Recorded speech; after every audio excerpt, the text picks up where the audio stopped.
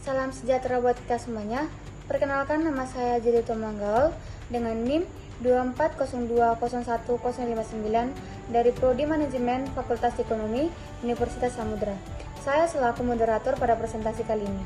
Kami dari kelompok 7 ingin mempresentasikan hasil diskusi kami tentang wawasan Nusantara. Di sini saya tidak sendiri, saya akan memperkenalkan teman-teman saya. Yang pertama ada Adam Ubrai, yang kedua ada Geral Atala Moratinambunan, yang ketiga ada Sarah, dan yang keempat adalah saya sendiri. Yang kami hormati selaku dosen pengampu Bapak Ronald Franciogio, SPD, MPD, dan saya sayangi dan cintai teman-teman sekalian. Izinkan kami mempresentasikan hasil diskusi kami. Baik, langsung saja. Saya akan membahas tentang materi yang pertama, yaitu pendahuluan. Dalam kehidupan berbangsa dan bernegara, keanekaragaman seperti pendapat, kepercayaan, dan hubungan, dan sebagainya memerlukan suatu perekat agar bangsa yang bersangkutan dapat bersatu guna memelihara keutuhan negaranya. Suatu bangsa dalam menyelenggarakan kehidupannya tidak terlepas dari pengaruh lingkungannya, yang didasarkan atas hubungan timbal balik atau kait-mengait antara filosofi bangsa, ideologi, aspirasi, dan cita-cita yang dihadapkan pada kondisi sosial masyarakat, budaya, dan tradisi, keadaan akan wilayah, serta pengalaman daerah. Dan selanjutnya, saya akan membahas tentang rumusan masalah yang akan kami bahas dalam penjelasan kami saat ini. Yang pertama, kami akan membahas tentang apa itu pengertian dari wawasan Nusantara. Yang kedua, apa saja unsur-unsur dari wawasan Nusantara. Yang ketiga, apa hakikat dari wawasan Nusantara. Yang keempat, bagaimana kedudukan, fungsi, dan tujuan wawasan Nusantara. Yang kelima, implementasi serta tantangan yang dihadapi dari wawasan Nusantara. Yang keenam, arah pandang wawasan Nusantara. Yang ketujuh, dasar pemikiran wawasan nasional Indonesia. Dan yang terakhir adalah wawasan Nusantara. Baik, langsung saja. Saya akan membahas tentang rumusan masalah yang pertama, yaitu pengertian wawasan Nusantara. Wawasan Nusantara adalah cara pandang dan sikap bangsa Indonesia mengenai diri dan lingkungannya yang serba beragam dan bernilai strategis dengan mengutamakan persatuan dan kesatuan wilayah dengan tetap menghargai dan menghormati kebinekaan dalam setiap aspek kehidupan nasional untuk mencapai tujuan nasional. Ada beberapa landasan wawasan Nusantara. Yang pertama ada ideologi Pancasila, yang kedua ada konstitusional, yaitu Undang-Undang 1945. Materi yang selanjutnya adalah unsur dari wawasan Nusantara. Dalam unsur wawasan Nusantara dibagi menjadi beberapa bagian. Yang pertama ada wadah atau konten. Wadah kehidupan bermasyarakat, berbangsa, dan bernegara meliputi seluruh wilayah Indonesia yang memiliki sifat serba Nusantara dengan kekayaan dan penduduk serta aneka ragam budaya. Batas ruang lingkup wilayah Nusantara ditentukan oleh lautan yang di dalamnya terdapat gugusan ribuan pulau yang saling dihubungkan oleh perairan. Oleh karena itu, Nusantara dibatasi oleh lautan dan daratan serta hubungan perairan di dalamnya. Setelah bernegara dan Negara Kesatuan Republik Indonesia, bangsa Indonesia memiliki organisasi kenegaraan yang merupakan wadah berbagi kegiatan keanekaragaman dalam wujud suprastruktur politik. Sementara itu, wadah dalam kehidupan bermasyarakat adalah lembaga dalam wujud infrastruktur politik. Jadi saya akan menjelaskan tentang isi atau konten. Adalah inspirasi bangsa yang berkembang di masyarakat dan cita-cita serta tujuan nasional yang terdapat dalam pembukaan Undang-Undang 1945.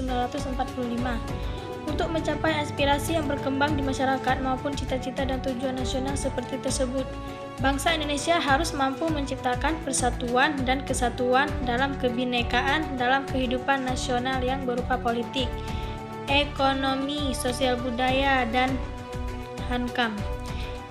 Isi menyangkut dua hal. Pertama, realisasi aspirasi bangsa sebagai kesepakatan bersama dan perwujudannya. Pencapaian cita-cita dan tujuan nasional persatuan. Kedua, persatuan dan kesatuan dalam kebinekaan yang meliputi semua aspek kehidupan nasional. 3. Tata laku atau conduct. Hasil interaksi antara wadah dan isi wawasan Nusantara yang terdiri dari 1. Tata laku batiniah, yaitu mencerminkan jiwa, semangat, dan mentalitas yang baik dari bangsa Indonesia.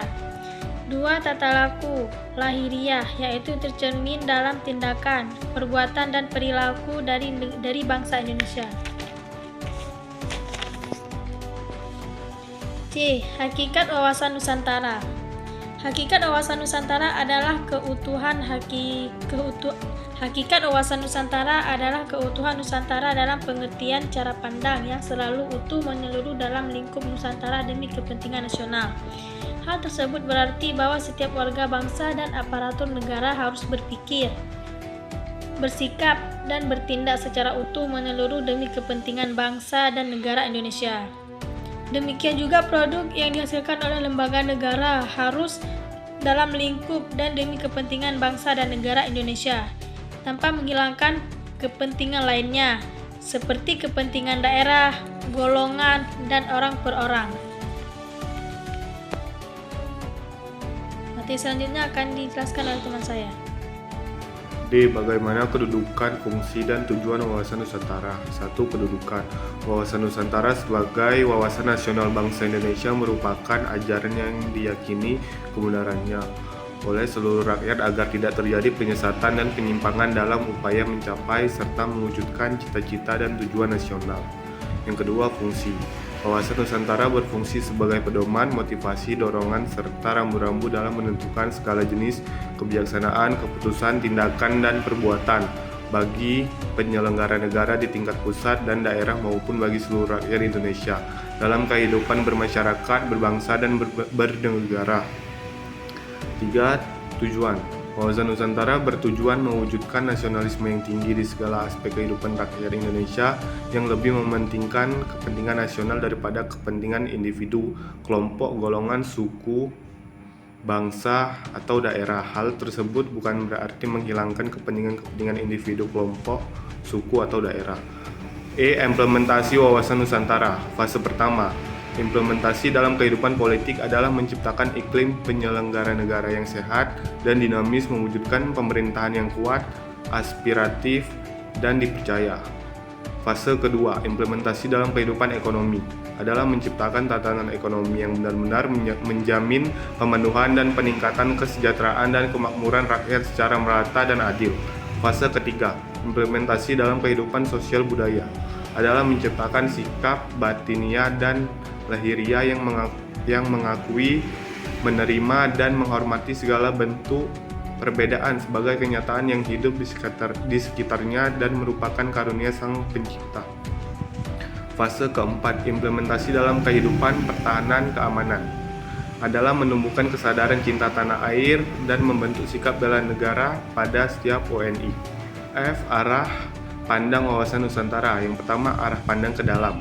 Arah pandang ke dalam bertujuan menjamin perwujudan persatuan kesatuan segenap aspek kehidupan nasional, baik aspek alamiah maupun sosial. Arah pandang ke dalam mengandung arti bahwa bangsa Indonesia harus peka dan berusaha untuk menjaga dan mengatasi sedini mungkin faktor-faktor penyebab timbulnya disintegrasi bangsa dan harus mengupayakan tetap terbina dan terpeliharanya persatuan dan kesatuan dalam kebenekaan.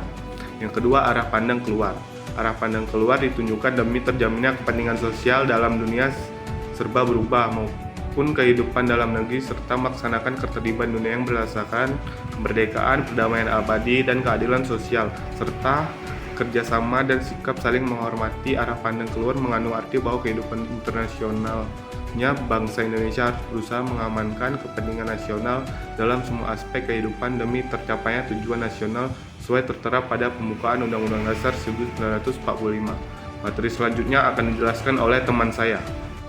Baik, di sini saya sebagai presentator keempat. Di sini saya akan menjelaskan materi dasar pemikiran wawasan nasional Indonesia. Yang pertama, pemikiran berdasarkan falsafah Pancasila. Manusia Indonesia adalah makhluk ciptaan Tuhan yang mempunyai naluri, akhlak, dan daya pikir. Sadar akan keberadaannya yang serba terhubung dengan sesama, lingkungan, alam semesta, dan dengan penciptanya. Kesadaran ini menumbuhkan cipta, karsa, dan karya untuk mempertahankan eksistensi dan kelangsungan hidupnya dari generasi ke generasi selanjutnya. Adanya kesadaran yang dipengaruhi oleh lingkungannya, manusia Indonesia memiliki motivasi demi terciptanya suasana damai dan tentram menuju kebahagiaan serta demi